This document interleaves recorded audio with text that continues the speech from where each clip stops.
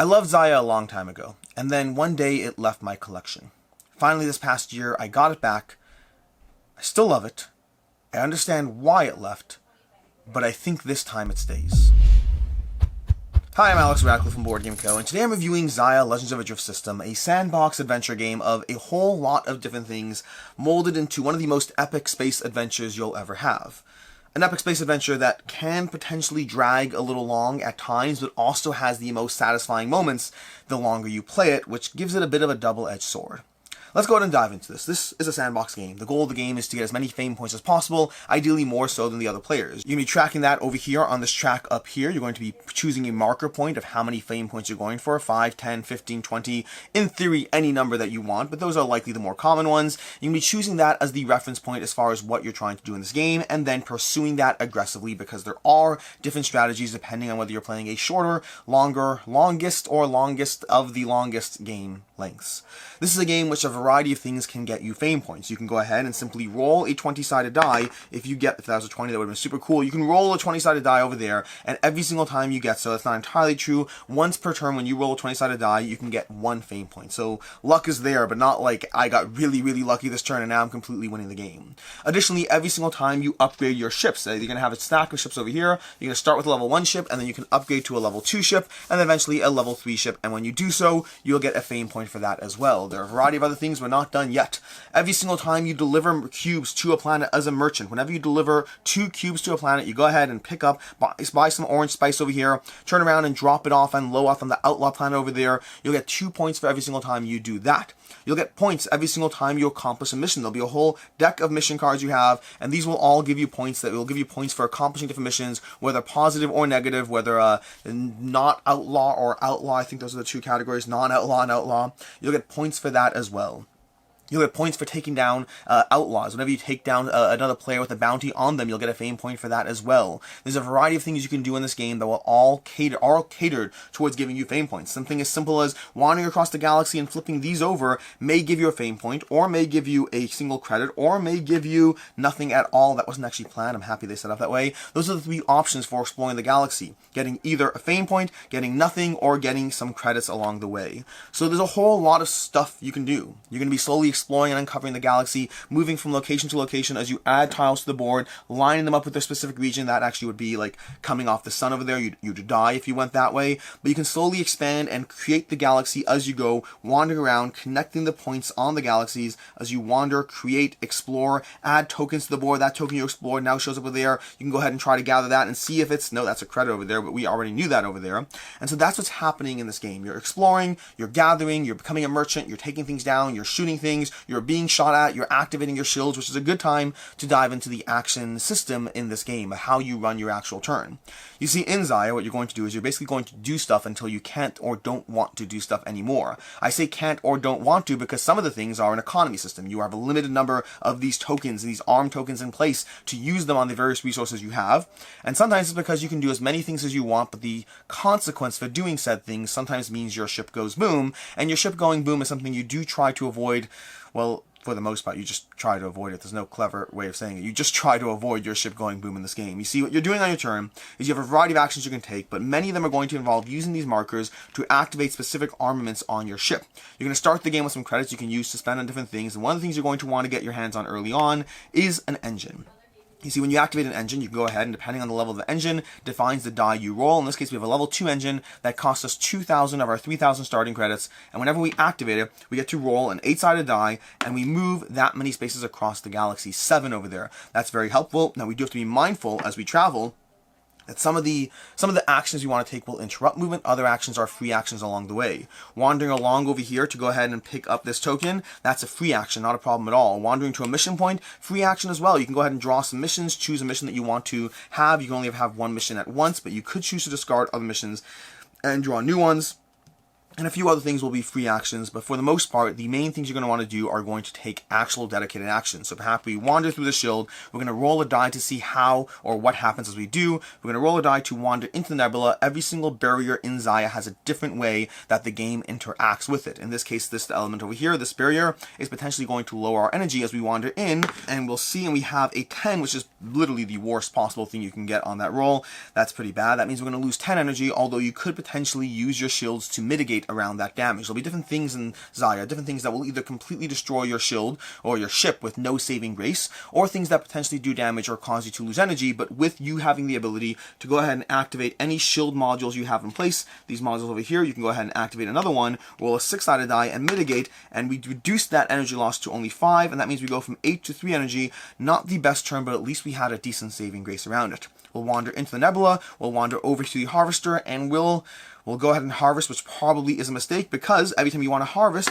we again roll a die. A 15, that's a good roll over there. Basically, in general in Xayah, rolls of 11 and higher are going to be very beneficial to yourself, versus rolls of 1 to 10 are arguably bad, with 10 being the worst because it represents a failure with the worst possible consequences. That 15 means we can go ahead and harvest a blue cube. We're going to put that blue cube into a spot on our ship, and we'll do it again because we want that merchant ability, and we'll roll an 18. Beautiful. Again, another blue cube into our ship. We will not risk it anymore because we do not want to be stranded, and we want to be able to take these 2 blue cubes back to any planet where we can go ahead and now spend our next armament marker to go ahead and move. We'll go ahead and rolling that 8-sided die, and we'll roll a 3, which is not the best, but also it's not the best. We'll go ahead and go 1, 2, and then try to wander into the shield over there. We're trying to go through the barrier of the planet that has its own consequence. Let's roll, and we did hit our ship and knock it over, but we did get an 11, which is all we need over there. So we do wander in there. We'll go ahead and flip our impulse as another action. An impulse is a once per turn action you can utilize, and that means we can go ahead and move 1, 2 onto that sell spot where we can now go ahead and take a sell action, selling these 2 for 1,000 credits each, grabbing those 1,000 credits, adding that, and moving 1 up on the fame tracker, and that is a typical turn in Xayah. Do a bunch of things, try to be mindful of your armament markers because eventually these will run out. Take a variety of actions that may not have an inherent cost, but do have a cost of the fact that things go boom, and things going boom is not good. And then slowly, throughout the process, you'll be able to take in other actions, including planetary actions when you land on a planet, where you can do things like improving your various armaments on your ship, improving the missiles, the lasers, the engines, and the shields you have. Those are the 4 core armaments, each of them having 3 different levels and 3 different costs associated with them. And then getting to my favorite part, which is where you get to level up a ship, choosing from any number of these other ships and grabbing the associated benefit card that the ship comes with. They all come with a specific ability card, and my favorite part is not that. My favorite part is that each of the 3 levels comes with an ability card, and you hold on to those cards as you continuously level up, which means by the time you get to a level 3 ship, you have crafted your own perfect magical ship with 3 combinations of abilities from 3 different levels, giving you your own unique way of how you are moving through the galaxy on your level 3 ship. Speaking of which, buying ships gets you a fame point. Trading 5,000 credits for a fame point is also another way you can get fame points. You can be doing that across the course of the game. Whenever you hit this marker up here, these purple spots there, you'll go ahead and grab one of these cards, and you'll put one of these cards in play, which give players a title to vie over. We have Gambler, successfully salvaged 7 times in 1 turn. If you do that, you get 2 fame points, but also the problem with salvaging is salvaging has the negative downside in which your ships sometimes go boom. Going boom in Xayah is not always the end of the world, at least not at level 1. When you're a level 1 ship, going boom just means you lose the rest of your turn, and you lose any active missions, but mostly you're pretty much fine. Going boom at level 2 or higher is where you lose an entire turn, and that can be very much more punishing in this game. And that, at a high level, is Xayah. A few other things we didn't really get into, things like, for instance, these NPCs you'll have on the board, a trader, a police officer of a matter of speaking, and an outlaw wandering around the board with their own separate little objectives that they're trying to achieve. A few of the various elements and types and interactions we haven't really fully gone into, how you explore, some actions around that, but that is basically what's going on in Xayah. Wander across the galaxy, figure out your pathway towards fame and fortune, figure out your pathway for what you need to do, what you're trying to do, how you're trying to get there, the most efficient way to accomplish the missions you need. Missions, let's do one more thing and then we'll go into the review. Missions have a specific sequence that they generally follow, which involves a specific type of thing you're trying to do, which varies. In this case, we have to go ahead and fly to the Vortex 86, which means we need Vortex 86 on the board, which may not be on the board. Then we research a die, roll this die over here, which defines a number. We have the 17 over here, which means we'll go excellent data. We'll put 3 3,000 credits onto this card, and then we have to deliver the data to Kreller 4. That sequence over there is generally how missions work. You're going to be doing one thing, going to a location, in some way determining what the mission is worth, and then having another follow-up point, but then you get fame points and also credits, which both of those things are nice and very helpful in your pathway towards global contest in Xayah Legends of a Drift System. Review time. Rules. Ease of play. Ease of play. The game in general, the rules I would say, are fairly clear, but they're also written in not the most intuitive way. To its credit, this is a game that I was able to come back to, after 5-6 years of not playing it, and then read the rules for 20 minutes to get into. Against its credit, there's a lot of rules hidden in not the most obvious place, and some of them are spread in not the most intuitive places, which means I frequently find myself referencing the rulebook. Even though it's easy to dive into the core elements of Xayah 5-6 years later without much work, it did require me referencing a lot of things as we play through it to be like, and how does that interaction work? And what happens in this situation? What happens with that? So a lot of kind of edge cases that need checking and a lot of interactions, but the core gameplay is actually fairly smooth, just fiddly edge cases and all that stuff. As far as player count, this is a 3 to 5 player game before we dive into expansions. Expansions do change the conversation. I am not reviewing the expansions today. I will plan on diving into the expansions. I have them all, and I will be diving into them, including the solo campaign, including what they add, and I will cover those at some point in the future. For today, this is a 3 to 5 player game. That, even as a 3 to 5 player game, I have played this at 2, 3, and 4 players. I don't know why it's not playable as a 2 player game. It functions, it works, it does the job. You're controlling the NPCs, you're doing all that. The NPCs add a nice degree of extra player count to the galaxy. For me, I'll say that my favorite player count is probably 3. 4 already starts to run long in a game that can run long as is. And 2, while giving you a shorter experience, still, the actual turns aren't so long. It doesn't really bother me that much. And the extra interaction of a third player can balance out things like just 2 players going head to head. I have to be mindful when I attack you that there's someone else on the table who might attack me. It's a little bit of a balance of power thing, and I do like what the third player adds. That said, 2, 3, and 4 were all good. 5 I'd be reluctant to play at, given the fact that even at 4, I already feel it starts to drag a little bit. As far as what I like, don't like, and can see others not liking. First of all, I talked about this already, but the upgrading of your ships.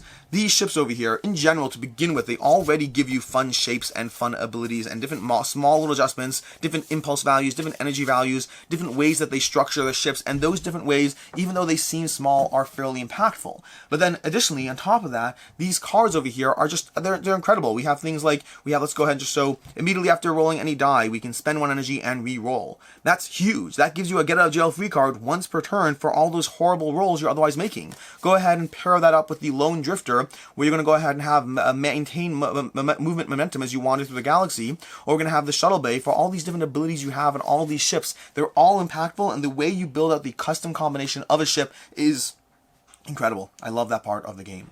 Additionally, the speed of turns is generally a good thing. I say generally because there always are those turns where someone manages to just take a long time and the game can slow down, but for sure as the game starts, before a lot of nuance has developed, as you wander across, as you spread the galaxy, and the galaxy does spread very quickly, and you uncover the entire deck fairly quickly, and they have to start figuring out how to jump around the galaxy. And I say jump because there are actual jump gates, although there are times where the jump gates show up next to each other, defeating the point of the jump gate, at least in my mind. But it does happen. You cannot control how the galaxy was built, you can only control how you discover it. But past that, the general speed of turns is very present in this game. You take your actions, you move your markers, you wander across, you have a specific aspect in mind of what you're trying to do. Hopefully you do. One of the nice things about a 3-player game is 2 players taking their turns often gives me enough time to think through what I want to do. Granted, things change between turns sometimes, but not always. And then I can sit there and go on my little pathways through the galaxy, deciding that I'm going to be heading over to this location, or not that location. I'm going to be heading over to this location over here to gather those green cubes, and then slowly make my way to a sale point where I can sell green cubes for money. And I'm thinking through how I want to interact with the board state on my turn, and then simply resolving those turns. Simply taking those turns, taking those moves, taking those actions, hopefully not dying. And I say hopefully not dying because you will have to pivot and adjust to all the bad things that happen to you in Xayah. Xayah is a game full of rolling in this sandbox adventure, and it is a sandbox adventure.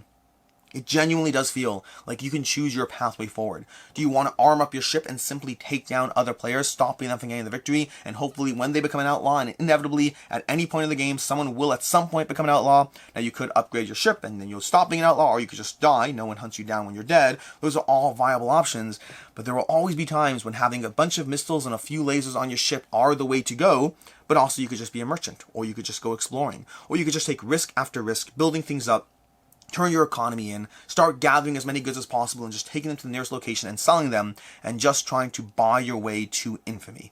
it can work in this game. All the pathways the game gives you works, and rolling that 20-sided die and getting a 20 is incredibly satisfying. Rare, granted, it doesn't happen that often, but across the course of a 2-hour gameplay, it will happen a few times, and those moments are incredibly impactful. Those moments when somebody just rolls the 20-sided die, right there, that's 20-sided die, right there, I just rolled it, it happened, I've only done it like 4, 5, 6, 7, I've done like 7 rolls, so statistically, it does seem like it actually is probable, but that's how this game works. You are rolling the die enough that it will happen.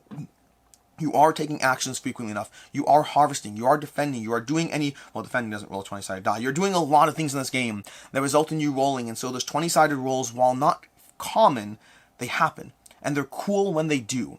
There's enough aspects in this game that really mitigate around this. Then this is a game where it's more about the journey than it is about the winning. I don't mind when you roll a 20-sided die. I'm happy for you because I was there to experience it. I was there as you dug into the wreckage of a ship and pulled out the gear and you found something incredible, and now you just got a fame point in addition to not dying. Not dying is its own reward at times, but it has that aspect. And then killing others is just as satisfying.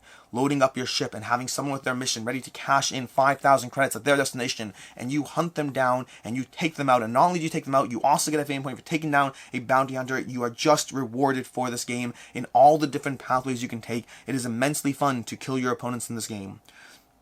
I hope YouTube doesn't demonetize me for saying it's immensely fun to kill your opponents. But probably would have happened in other videos by now if they did. But yeah, lots of fun in Xayah to go through any of the very real pathways you can take in this experience. As far as what I don't like, while the negative luck is awesome in this game. I mean, there's lots of luck in this game. There's lots of negative things happening. There's watching players have their ship go boom as they try to harvest resources, and it's fun to watch it happen for me, and not as much for them, but there's often this feeling of the fact that lots of the death happens early game when you're a level 1 ship, and the death then is not as punishing. Those things work well.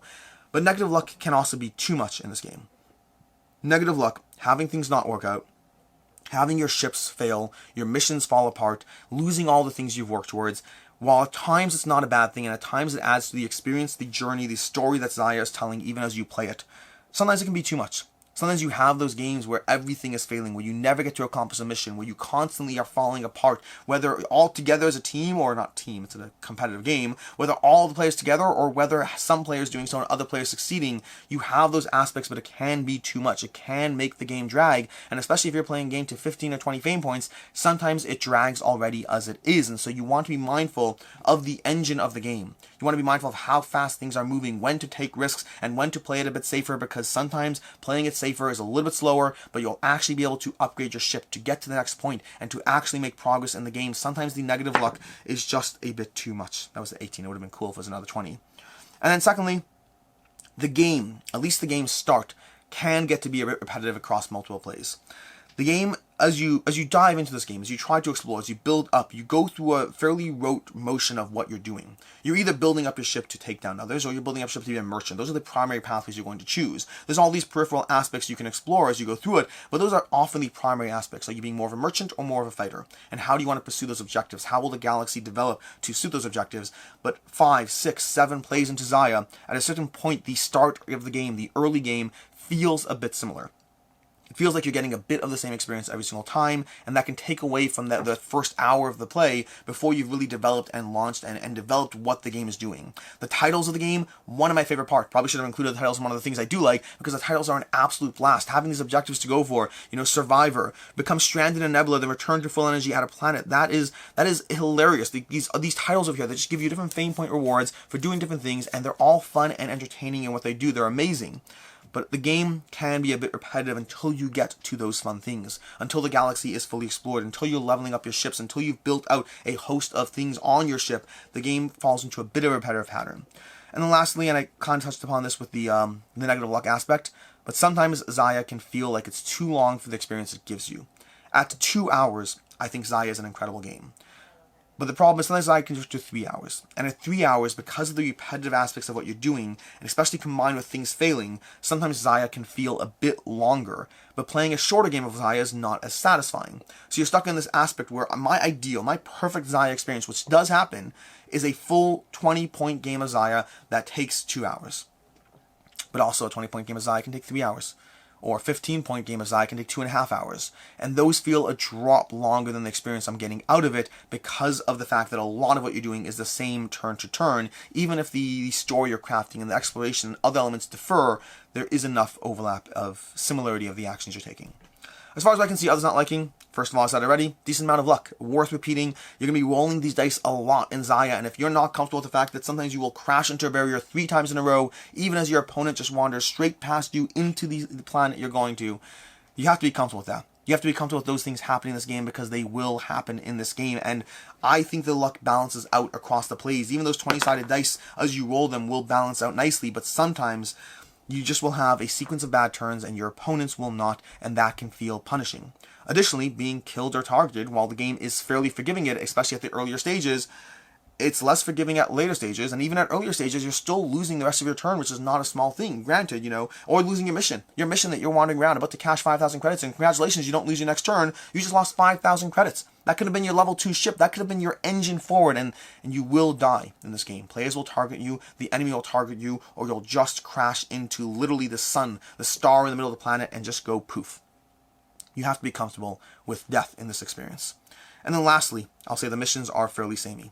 The missions, while there's a giant stack of them, and while thematically they all offer you a different option, ultimately they all come down to go to a place, roll or die, go to another place. There's actual variation to that. There's small differences. There's hunting down other players. There's thieves stealing from other ships. But the general idea, go somewhere, do something, go somewhere else.